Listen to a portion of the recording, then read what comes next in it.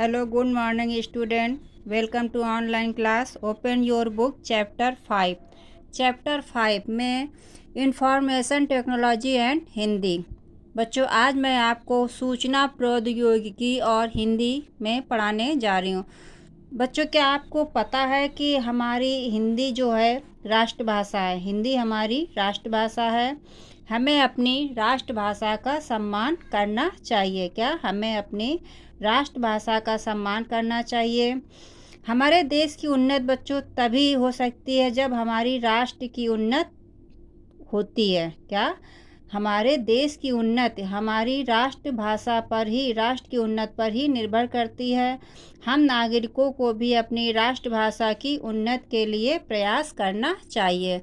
तो बच्चों, क्या आप लोगों को पता है कि हमारे देश में, मतलब कि हमारे भारत देश में अनेक भाषाएं बोली जाती हैं, किंतु उसमें से सबसे अधिक भाषा हिंदी बोली जाने वाली भाषा है। हम लोग ज़्यादातर हिंदी भाषा का प्रयोग करते हैं और हिंदी हमारी राष्ट्रभाषा है। ठीक है, तो देश के 77% लोग हिंदी भाषा का प्रयोग करते हैं, बोलते हैं और उसको समझते हैं। तो आइए हम अपने प्रस्तुत पाठ में आते हैं। हमारे चारों ओर सूचनाओं का एक संजाल हमेशा से विद्यमान है, जिसका उपयोग सूचना व संचार क्रांति ने अपने कंप्यूटर, इंटरनेट जैसे उपकरणों के माध्यम से बखूबी किया है। ध्यान देने योग्य बच्चों बात यह है कि ये सभी साधन भाषा के बिना अर्थहीन हो जाती हैं। किसके बिना? हिंदी भाषा के बिना अर्थहीन मतलब बेकार हो जाती हैं। अपनी भारतीयता एवं हिंदी भाषा पर हमें गर्व होना चाहिए, मतलब एक नाज होना चाहिए। हिंदी को विकासमुखी बनाने के लिए सतत हम नागरिकों को प्रयास निरंतर मतलब हमेशा करते रहना चाहिए। स्वदेश प्रेम एवं स्वभाषा हिंदी के प्रति अपने आत्माभिमान का प्रकटीकरण करना चाहिए। तो आते हैं हम अपने प्रस्तुत पाठ में। जैसा कि मैंने आपको इसकी फर्स्ट वीडियो भी आपको बना के भेजा था, अब मैं इसकी दूसरी वीडियो आपको बना रही हूँ।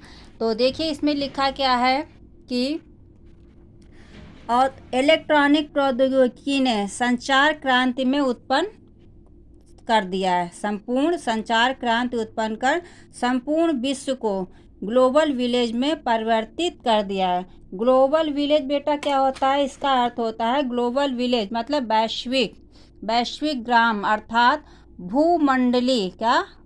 भूमंडली और उदारीकरण के आर्थिक परिदृश्य ने सूचना क्रांति की मदद से पूरी दुनिया में एक क्रांति में बदल दिया है, मतलब पूरी दुनिया को ही बदल दिया है। तो क्या लिखा है? वस्तुतः ये निरंतर गतिशील प्रक्रिया है। क्या? वस्तुतः एक निरंतर मतलब एक हमेशा चलने वाली प्रक्रिया है। इसने प्रगति एवं विकास के नए आयाम प्रस्तुत किए हैं। इसने तीव्र गति से विज्ञान से भी ज़्यादा मनुष्य समाज को प्रभावित किया है। किसने? कंप्यूटर ने जो है वो मनुष्य से ज़्यादा, इसने विज्ञान जगत से ज़्यादा मनुष्य समाज को प्रभावित किया है। इसने संचार व्यवस्था, व्यापार, मनोरंजन, शिक्षा, संस्कृति, अनुसंधान मीन्स खोज, राष्ट्रीय सुरक्षा, चिकित्सा, वाणिज्य, वित्त आदि तमाम क्षेत्रों को भी प्रभावित करके हलचल उत्पन्न कर दी। मतलब किसी एक क्षेत्र में इसने क्रांतिकारी परिवर्तन नहीं किया है, बल्कि संपूर्ण हर क्षेत्रों में इसने क्रांतिकारी हलचल उत्पन्न कर दी है। इसमें नित्य रोज नए आयाम जुड़ रहे हैं, एक न एक उन्नत उसके साथ जुड़ा ही रहता है। भविष्य में इसे हम और कैसे कौन कौन से आयाम में जोड़ सकते हैं, ये बताना हमारे लिए कठिन होगा। जैसा कि बच्चों प्रोफेसर सूरजभान सिंह के अनुसार औद्योगिक क्रांति को जनमानस तक पहुंचाने में 4 दशक का मतलब 10 साल लग गए। 4 दशक का मतलब 10 साल लग गए थे। लेकिन कंप्यूटर और सूचना प्रौद्योगिकी की आम लोगों के जीवन तक पहुंचने में केवल आधा दशक ही लगा था, और आज यह परिवर्तन हर 6 महीने में दिखाई देती है।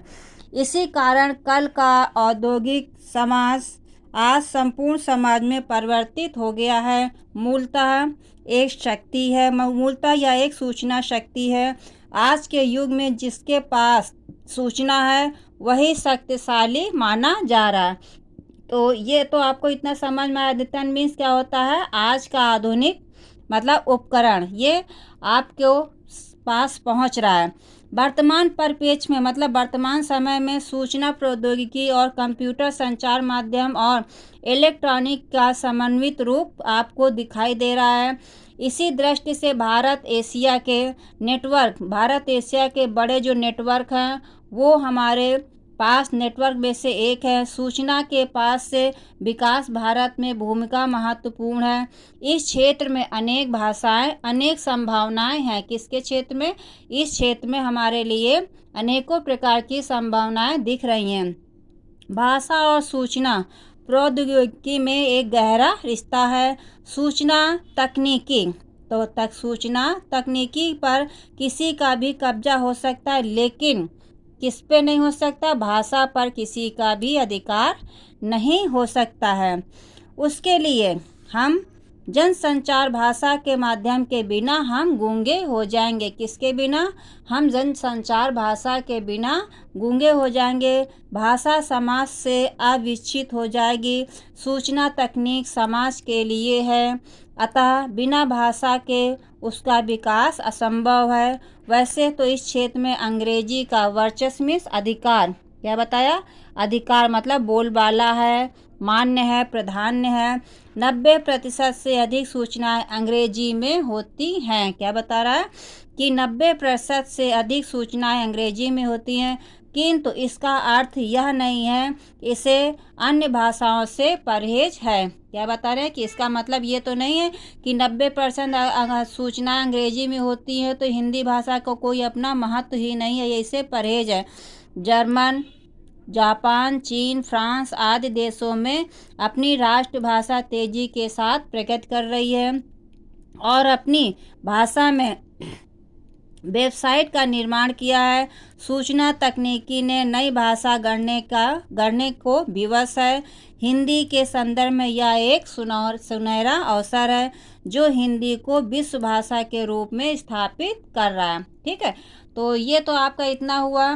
कंप्यूटर मूलतः एक उपकरण है। कोई भी भाषा या लिपि अपनाने में उसे कोई भी बाधा नहीं है। क्या बता रहे हैं? कि कंप्यूटर एक ऐसा उपकरण है कि कोई भी भाषा या लिपि अपनाने में उसे कोई बाधा नहीं है। श्री विनय कुमार मल्होत्रा ने अपनी पुस्तक कंप्यूटर के भाषिक अनुप्रयोग में बताया है कि भारतीय भाषाएं विश्व को अन्य भाषाओं की तुलना में वाक्य विन्यास, ध्वनि विज्ञान और रैखिक दृष्टि से अधिक सुनियोजित है। हिंदी भाषा को जन भाषा और संपर्क भाषा भी कहते हैं। क्या कहते हैं? हिंदी भाषा को जन भाषा और संपर्क भाषा भी कहते हैं। तो इसके बाद देखिए लिखा है, इसे देश का आम आदमी समझ सकता है। कौन? इसे देश का आम आदमी समझ सकता है। यदि सूचना तकनीक को आम आदमी तक पहुंचाना है, क्या? यदि सूचना तकनीक को आम आदमी तक पहुंचाना है तो वो वर्तमान, क्या बताया मैंने? कि वो वर्तमान स्थिति में हिंदी भाषा के माध्यम से ही संभव है। हिंदी एक वैज्ञानिक भाषा है। क्या बता रहा है? कि हिंदी एक जो है वो वैज्ञानिक भाषा है। वह सर्वगुण संपन्न है। दिल्ली विश्वविद्यालय के डॉक्टर पूरन चंद टंडन के शब्दों में सूचना एवं संचार तकनीकी का एक बहुत बड़ा लाभ हिंदी को मिला है और वह है अंतर्राष्ट्रीय मंच पर हिंदी का व्यापक स्तर पर अवतरण, मतलब उसका आगमन होना। इससे पहले यह महत्वपूर्ण कार्य हिंदी सिनेमा कर रहा था। कौन कर रहा था? इसके पहले यह कार्य हिंदी सिनेमा कर रहा था, किंतु Doordarshan, radio, cable, internet, email, pager, cellular आदि ने इस दिशा में गंभीर एवं सकारात्मक भूमिका निभाई है। इसी के चलते हिंदी इस क्षेत्र में अहम भूमिका निभा रही है। तो हिंदी में काम करने हेतु आज बाजार में अनेक सॉफ्टवेयर उपलब्ध हो गए हैं। विभिन्न क्षेत्रों में कंप्यूटर का सफल प्रयोग हो चुका है, जिसके लिए हम लोग अपने आप को बहुत ही ज़्यादा सफल मान रहे हैं। बिल गेट्स द्वारा विंडोज़ का संस्करण हिंदी में निकालने की जो पहल हुई है, उसके पीछे हिंदी का विशाल बाजार और संस्कृत तथा हिंदी की वैज्ञानिकता का प्रमुख कारक है। तो बच्चों इतना आप पढ़िए, और फर्स्ट वीडियो भी आपने देखा होगा। आई होप कि आपको वो वीडियो समझ में आएगी। धन्यवाद बच्चों।